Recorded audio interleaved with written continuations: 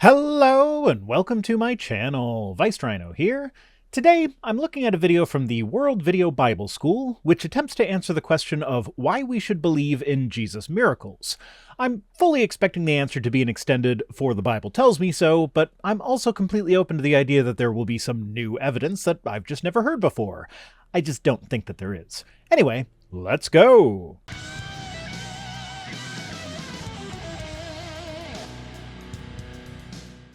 If God exists, as we have discussed in many other videos, and if He ever decided to put on flesh and reveal Himself as God, it's logical that He would have performed supernatural miracles for the purpose of offering proof to His human creation that He is who He is claiming to be. Yeah, I can agree with that, but one question. Why are we limiting it to when God put on flesh, to borrow your accidental innuendo?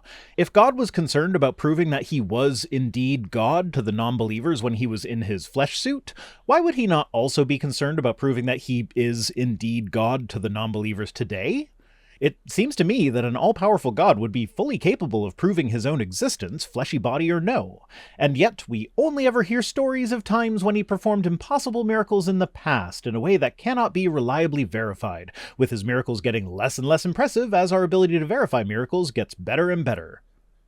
Centuries before the birth of Christ, the prophet Isaiah foretold of a time when the eyes of the blind shall be opened, and the ears of the deaf shall be unstopped. The lame shall leap like a deer, and the tongue of the dumb sing. Okay, so a vague prophecy written in scriptures that would have been familiar to all of those involved in writing down Jesus' story? This isn't a great start when it comes to supporting the miracle claims. Although this language has a figurative element to it, it literally is true of the coming of the Messiah. Yeah, my problem there wasn't so much about whether the language was figurative or literal, it was more about how non-specific it was. All you need to do as an author is make sure to include a few instances of miraculous healing, make sure you hit all of those bases, and boom, whoever you just wrote about fits that prophecy. When John the Baptizer heard about the works of Christ, he sent two of his disciples to Jesus asking if he was the coming one, or do they look for another one? Jesus responded to John's disciples by pointing to the people whom he had miraculously healed, thus fulfilling Isaiah's messianic prophecy. Yes, the gospel authors were aware of messianic prophecy and made sure to write some fulfillments of this prophecy into their stories. How is that remarkable? Like, were you surprised when you read through Harry Potter and learned that Harry was indeed the chosen one? Jesus wanted them to know that he was doing exactly what the coming one, the Messiah, was supposed to do. Assuming that the person who was writing that story at least 50 years after Jesus' death was accurately recording Jesus' words which were completely absent from any known earlier source, including the one that Matthew copied most of his gospel from. I skipped it, but he is referring to a verse in Matthew where Jesus quotes that prophecy at the messengers of John the Baptist. So why should we trust that this story is actually accurate? Whereas the apostles and prophets of the New Testament worked miracles to confirm their message that Jesus was the Son of God, Jesus performed miracles to bear witness that he was, in fact, the Son of God. Actually, yeah, that's an interesting distinction. When Jesus does miracles, it's because he is literally God, but the followers of Jesus are supposed to be able to do equivalent miracles. So an alternate interpretation here is that Jesus tapped into some supernatural force that is not the Christian God and taught his disciples how to do the same. You could even account for the fact that miracles don't seem to happen anymore today by saying that the disciples just didn't, for one reason or another, teach this ability to any of their disciples. This is my Christian origin story headcanon now. Unbelievers should consider 7 reasons why the miracles of Christ are credible testimonies of his divine nature and teachings. Wow, 7 reasons? That's impressive. Usually it's like 2 things: the Bible says so, and personal experience. I look forward to all these reasons. Number 1, countless thousands witnessed his miracles. Oh no, it's going to be 7 reasons, starting with the assumption that everything in the Bible is perfectly accurate, isn't it? Why do we always have to start with that assumption? That's a garbage assumption that doesn't get applied to any other text from history. Why should we treat the Bible differently? Aside from the fact that Jesus' miracles are recorded in the most historically documented ancient book in all the world. That's a funny statement right there. I get the feeling like you can't claim it to be the most historically accurate, because it's not, so you call it the most historically documented. What does that even mean?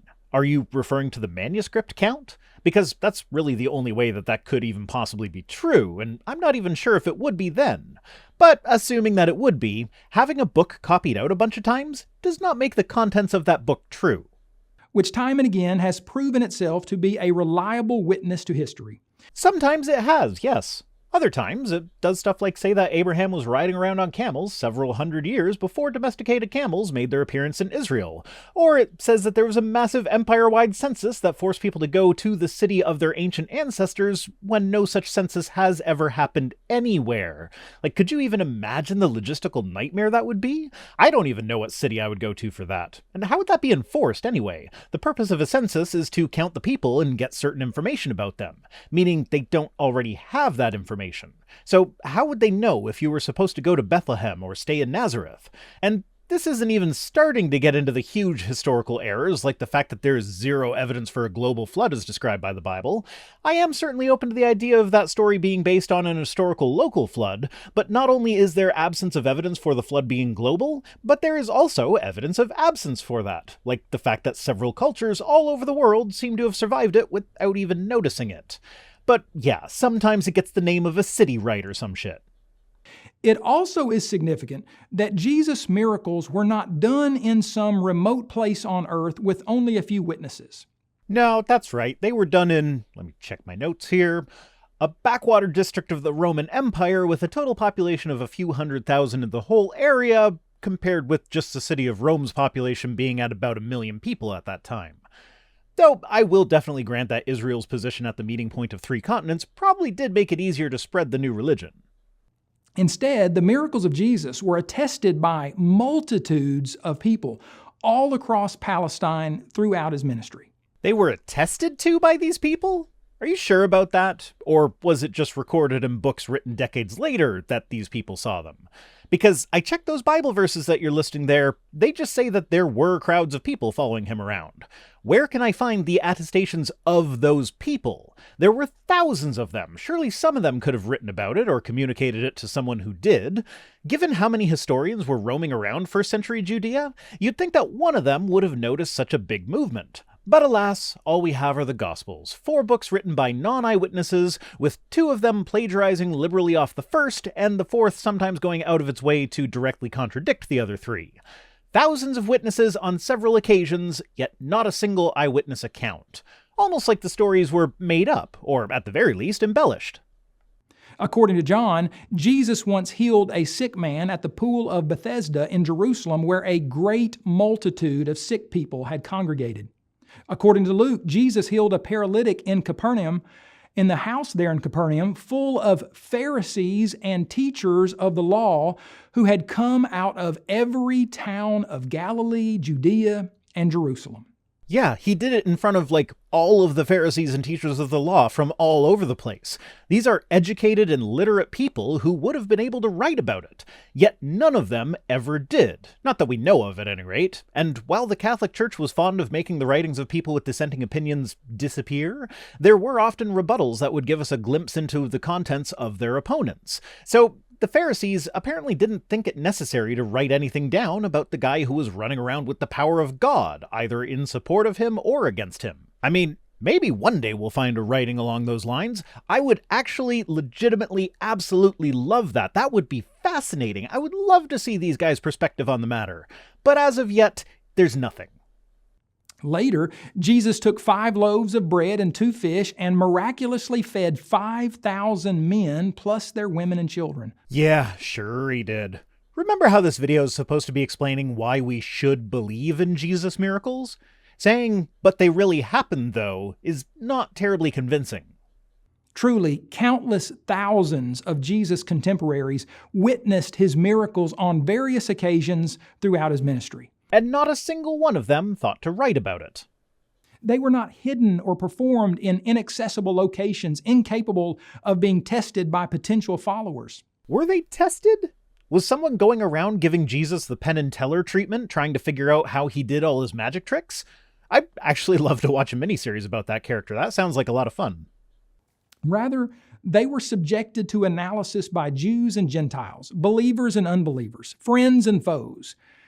They were evaluated in the physical realm by physical senses. Well, if that's the case, then I'm sure you can provide an example of a document that discusses the results of such an evaluation.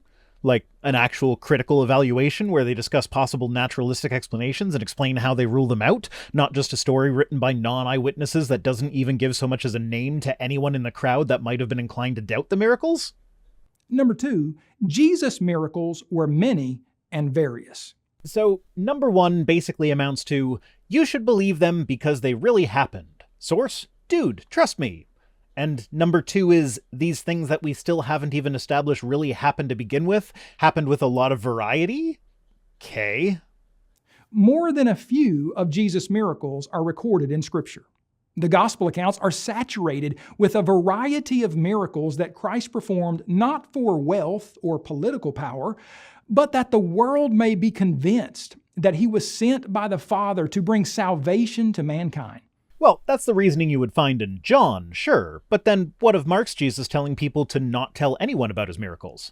And yes, in Mark he did perform a bunch of miracles in front of a bunch of people as well, but he explicitly refused to use miracles in order to prove who he was. When the scribes and Pharisees asked him for a sign, his response was to chastise them, saying that an evil and adulterous generation seeks for a sign, but no sign will be given to it except for the sign of Jonah, which is a reference to the resurrection. Okay, I actually lied. That version's in Matthew 12, where he goes into more detail with the sign of Jonah. In the version in Mark 8, he just straight up says, nope, no sign for you. And yes, he also said essentially the same thing in Luke chapter 4. But when we get to John chapter 4, that's where he says, unless you see these signs and wonders, you will not believe. And, well, he is talking to one specific person here. In the Greek text, the you is in plural form. It's the royal you, referring to everybody, not just the person he's talking to. And this is backed up by the end of the book. When we get to chapter 20, Jesus did many other signs that aren't written down, but the ones that are written down are explicitly for the purpose of convincing people that Jesus is the Son of God. So, yeah, all this to say that this view of the miracles of Jesus is exclusive to the book of John, with the other 3 Gospels explicitly stating that no sign will be given, which suggests that Jesus would have had a different purpose for performing his miracles. Like, maybe he healed people because he just had compassion for them? Maybe he multiplied the loaves and fish because he didn't want to see people go hungry. That actually sounds like a much better Jesus than the look at how amazing I am Jesus that we find in John, though the synoptic Jesuses certainly aren't without their problems either. Jesus not only exhibited power over the sick and diseased, he also showed his superiority over nature more than once. He calmed the Sea of Galilee during a turbulent storm. Okay, I literally just skipped him listing a bunch of Jesus healing miracles, and I'm leaving this in because it's relevant to his point, but I'll probably be skipping the rest of what he lists here. Remember, this is reason 2, and the reason is that the miracles were varied. So he healed people and he also calmed a storm, allegedly. According to non-eyewitnesses who, at best, are relaying third-hand accounts of the events in question decades after the fact. Reason 2 suffers from the exact same problem as Reason 1. If I don't believe the miracles happened in the first place, explaining that you can find variety in the miracles that I don't believe happened is not going to convince me that they happened. Harry Potter spells come in a wide variety of categories. That doesn't make them real. Well, unless you need to stop the Carrionites from escaping and wreaking havoc on the universe, that is. Vanity's light and Tinker's cause, I say to thee! Yeah.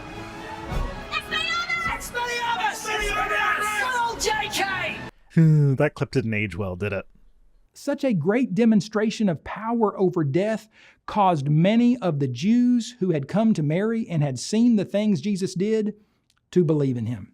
Oh, well, fancy that. The Bible verse about his miracles converting people came from John and not from the synoptics. What's more, Jesus' own resurrection from the dead was the climax of all of his miracles and serves as perhaps the most convincing miracle of all. And that is the one miracle that you can actually say, even from the synoptics, is supposed to be convincing.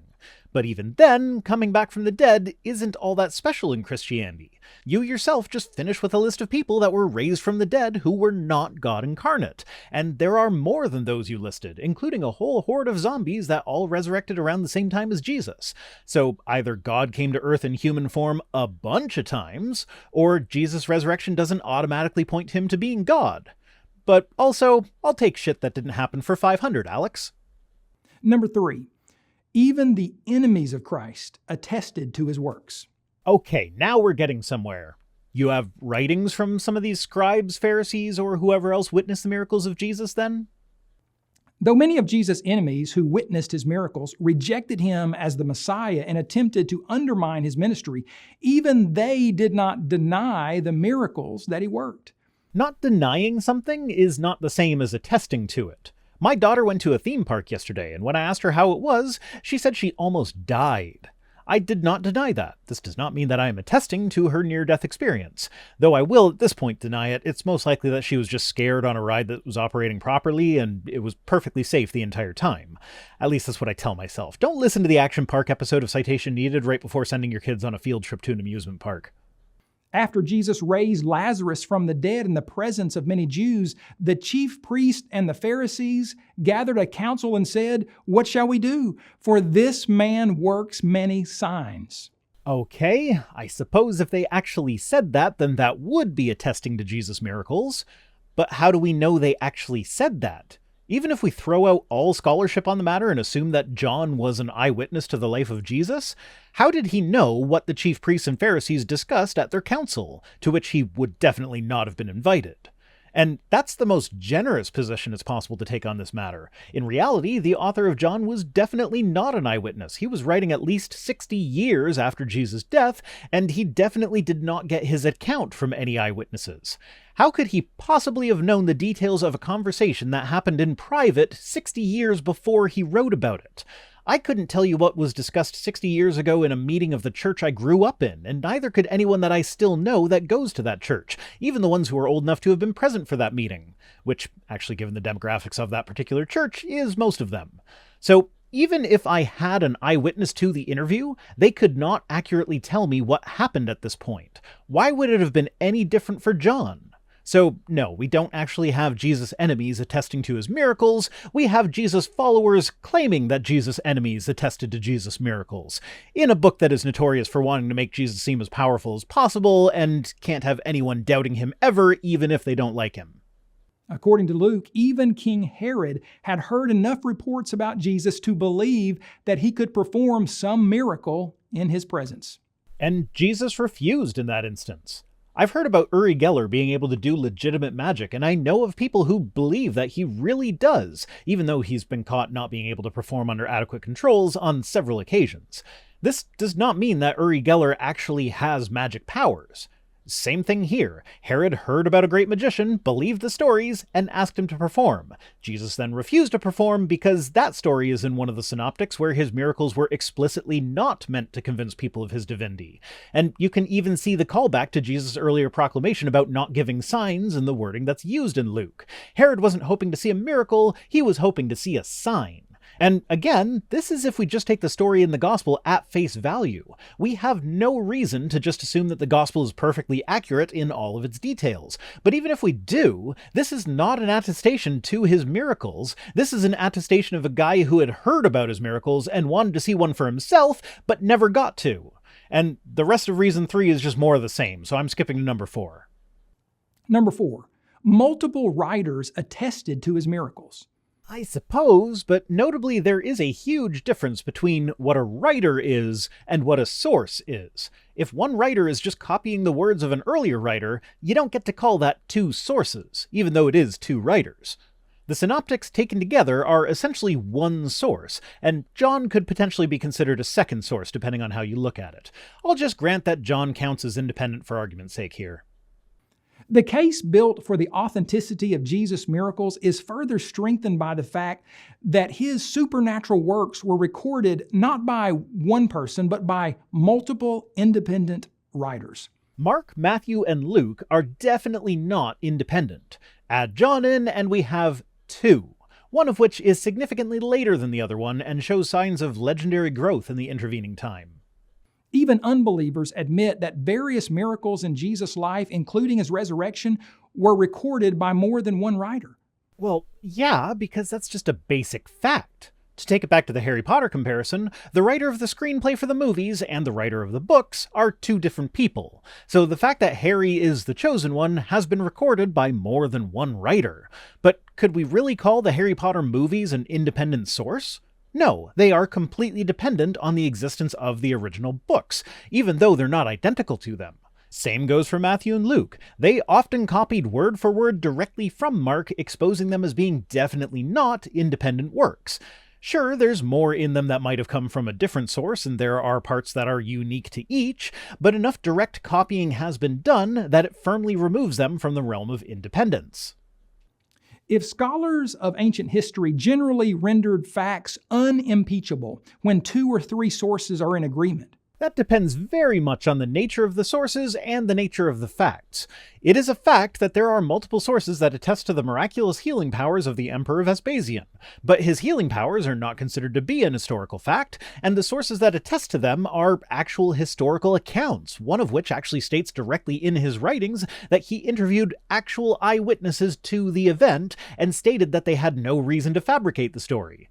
This is a much better attestation than anything that can be found in the Gospels, yet we don't accept it as fact.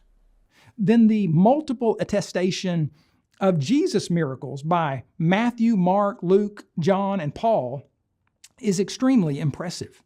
Paul did not attest to any of the miracles that would have happened during Jesus' lifetime. He essentially didn't attest to any events that happened during Jesus' life, except for the crucifixion and burial, and the details there are so sparse that there is room to doubt their interpretation as attesting to an actual historical fact. When considering the synoptics as one source and John as another, we have 2 sources, Mark and John. So no, this is not extremely impressive. Consider that the miracle of Jesus feeding the 5,000 as well as his resurrection are recorded in all 4 gospel accounts. Yeah, sometimes word for word, almost like they were copying each other. Matthew did that thing where he chopped out details that he considered to be unnecessary, but the synoptics are pretty much the exact same story told from the exact same perspective.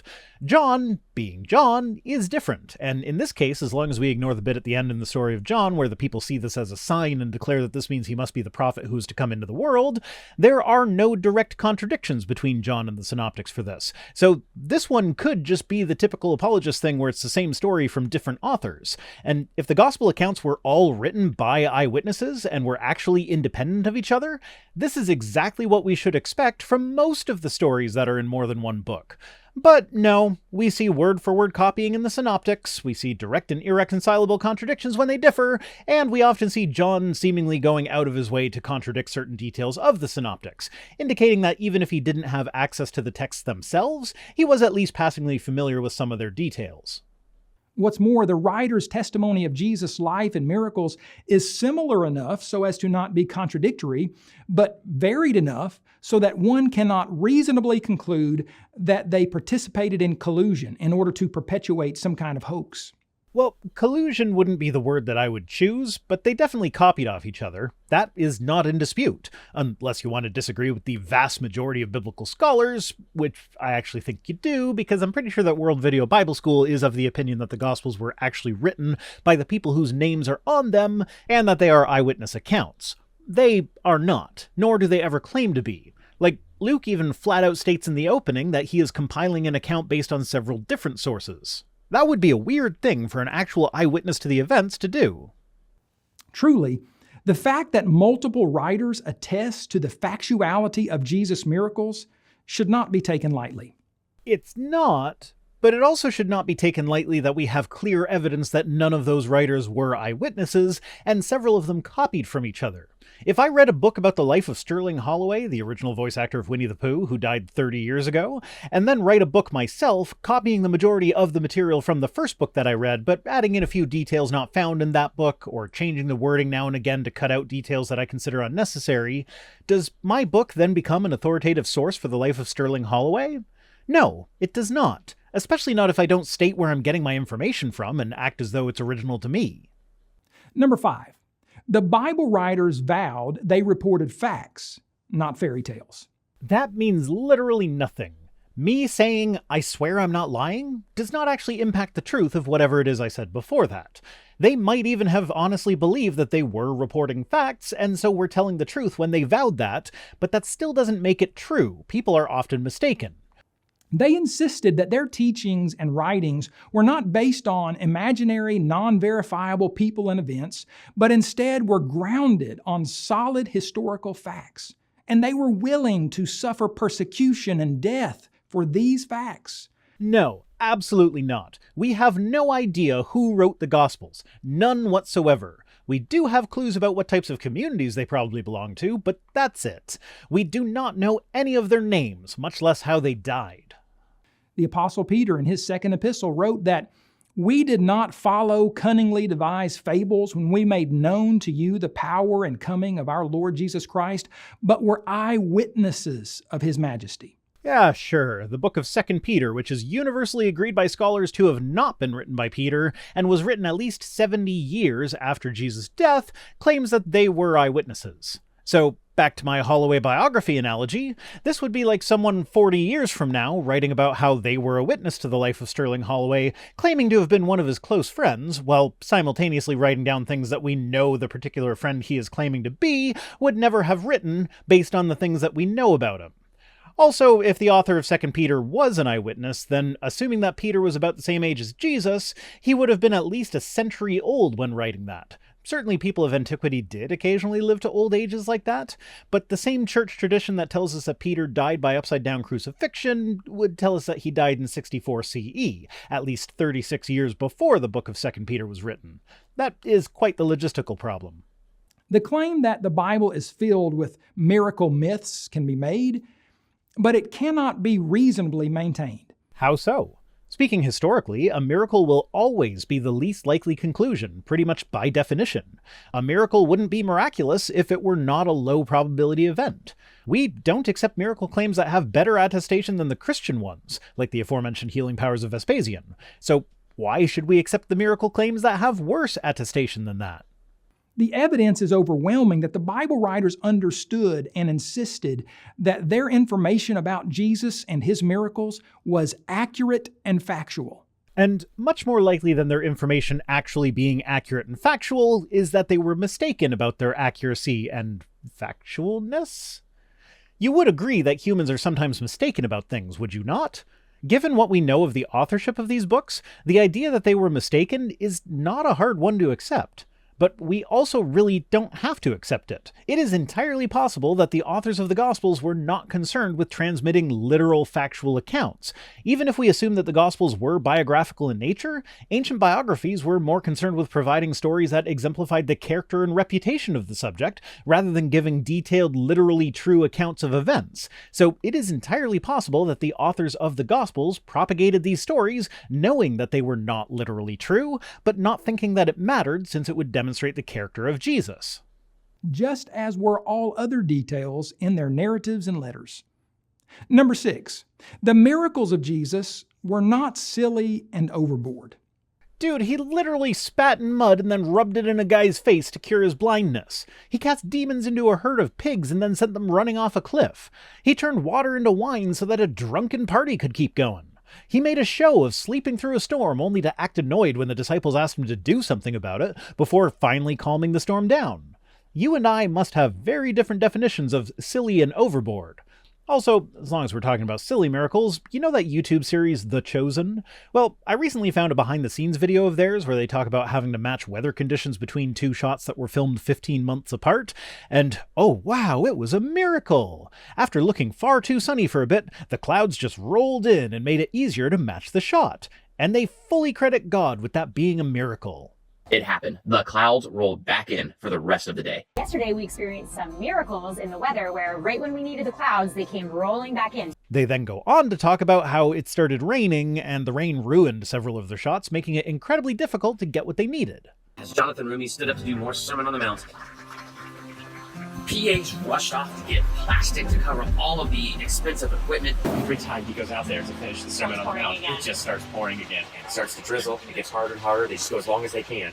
They even finish off that video by directly juxtaposing the weather that they called miraculous with the difficulties that were caused by that same weather. The miracle of the weather also brought challenges that had to be overcome. All of it was pretty awesome.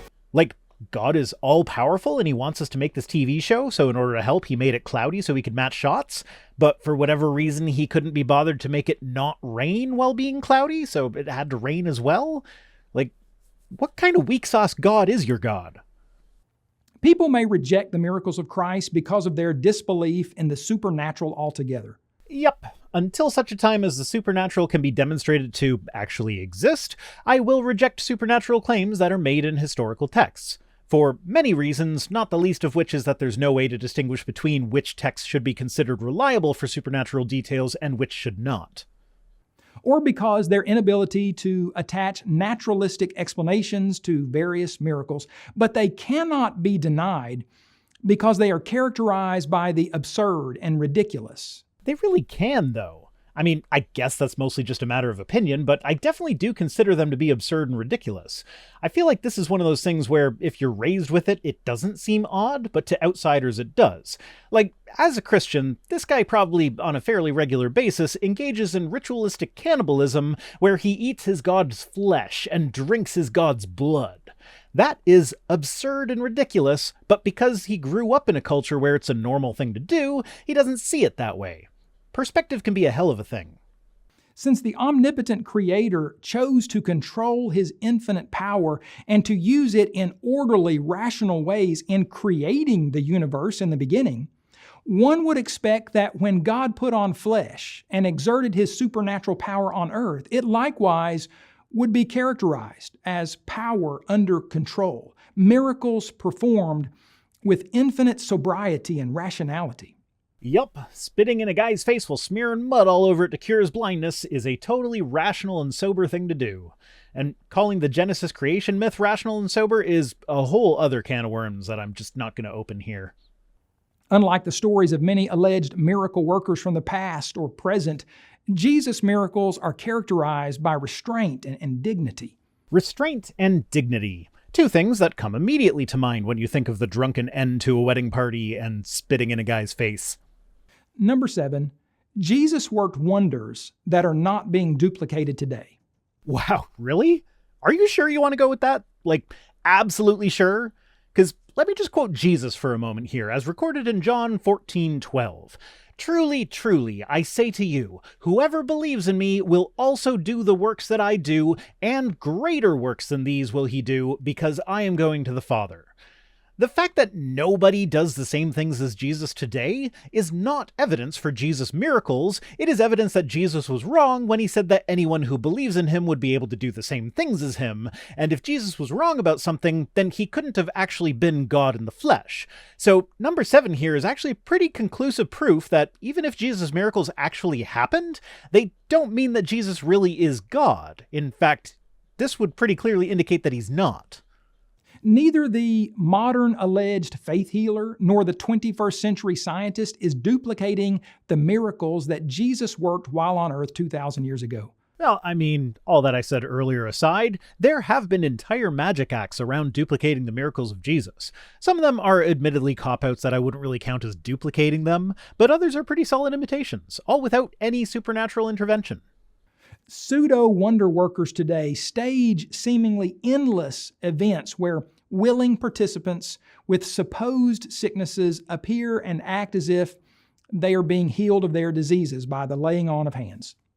Nebulous aches and pains and dubious illnesses that defy medical substantiation are supposedly cured by prominent faith healers who simultaneously are building financial empires with the funds they receive from these followers. Modern-day frauds have made many millions of dollars off of viewers who naively send them money without stopping to consider the real differences between the miracles that Jesus worked and what they observe phony faith healers doing today. Okay, so what I'm getting from this is that all of the Bible verses about the disciples of Jesus being able to heal people are wrong, and belief in those Bible verses leads to conmen and grifters making money off the vulnerable, that people like you prime for belief in that sort of thing. Maybe sit back a bit and consider the harm that you're doing. Who is going into schools for the blind and giving children their sight? Who is going to funerals or graveyards to raise the dead? Excellent question. If the Bible is actually accurate and infallible, then every Christian on earth should have these healing powers, and so every moment a Christian is not spending in a hospital curing sick people is a moment wasted. And that's it for this one. To summarize, apparently we should believe in Jesus' miracles because they super duper really happened, I swear, the Bible said so, and the Bible said that Jesus' enemies said that they super duper really happened too. Also, modern Christians are incapable of doing the things that Jesus said they'd be able to do, so that's why he really did do miracles? Today's comment of the day comes to us from VSE4Me1, who says, "Was periwinkle the name of the color or the critter, or just because it was a fun thing to say? Periwinkle, my cat, was named by my daughter, who was really into the Tinkerbell movies when we got her. Periwinkle is the name of Tinkerbell's twin sister, who is a frost fairy." Thanks for watching. Special thanks as always to my patrons, Glenn Cheesewood, Mark McManus, Mark Hetcham, and all the rest, who are the answers to the many questions that are my channel. If you'd like to make some sense out of me, you can join us on Patreon for as little as $1 per week over at patreon.com/ViceRhino, or by supporting the channel in one of the other methods that can be found at links.vicerhino.com, which is also where you'll find links to my other projects. If for whatever reason you want to send me stuff, my P.O. Box address is in the description. See you next time.